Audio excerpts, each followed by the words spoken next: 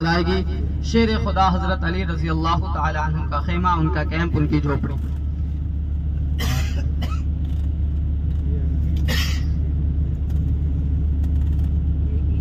Camp, उनकी झोपड़ी।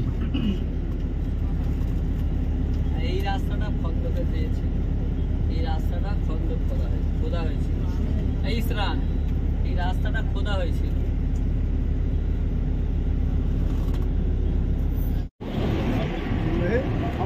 এটা মসজিদে এই নাজি নাম বল, মসজিদে কিবলাতাইন, তাই তো? কোথায় ভাববে না, মসজিদে কিবলাতাইন দুটো ওই গেল উনি চাচা পায়রা বসে আছে, দুটো মেম্বার, দুটো পায়রা বসে আছে। ওটা কাবা শরীফের সাইডে মেম্বার, আর ছোট গম্বুজটা কি হলো আপনি সেই মসজিদে আকসার দিকে। এখানে নবীজি 4 রাকাত নামাজ পড়ছিলেন, দুটো এইদিকে এবার হারালে আপনি আসবেন আকসা মসজিদের দিক, আর 2 রাকাত এইদিকে।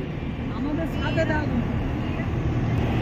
এই মসজিদের দুটো মিনার, দুটো গম্বুজ, দুটো গেট, এন্ট্রান্স দুটো। তো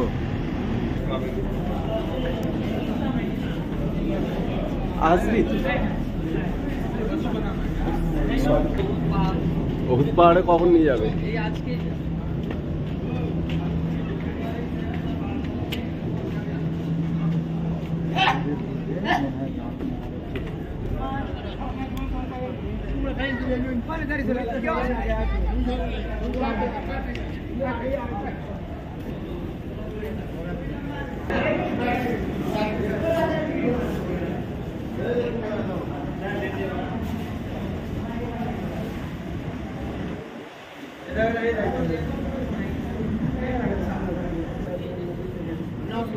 বলে ভিতরে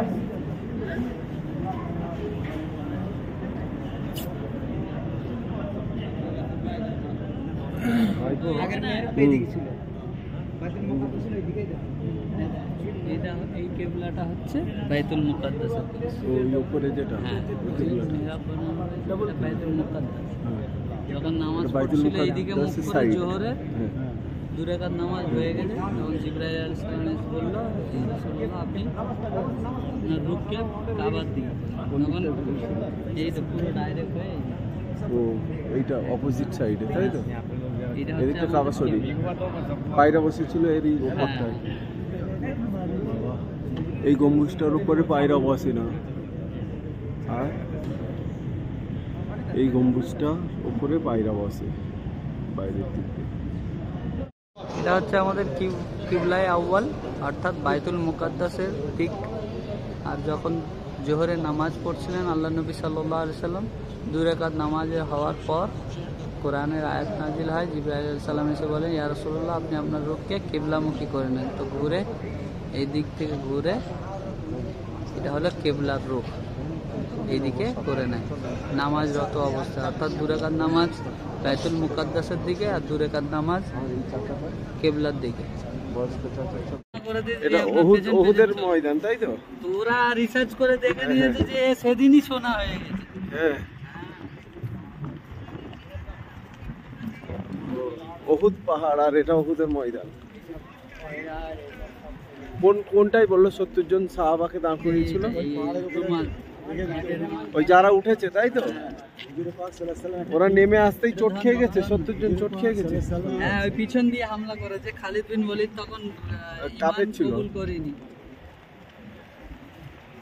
আল্লাহ রাসূল বলেছে তোমরা যুদ্ধ জিতলেও দাঁড়াবে, হারলেও লাভবে না, জিতলেও লাভবে। আর ওই চাচার মতো করে হু করে নেমে গেছে, ওরা পিছন দিক থেকে এসে আক্রমণ করে। এইখানেই তো সেই ওই হামজা রাদিয়াল্লাহু আনহু পরিচয় দিয়েছিল। ওহুদের ময়দান এটা। আর এই কি গ্রুপ আলী কাকে রুস্তমকে। এই কবরস্থানটা ওহুদের ময়দানে যারা শহীদ হয়েছিল। সামনে পায়রা বসে আছে, এখানে নবীজির চাচা হযরত আব্দুল্লাহ রাদিয়াল্লাহু আনহু সাহাবা, এখানে 70 জনের কবর আছে।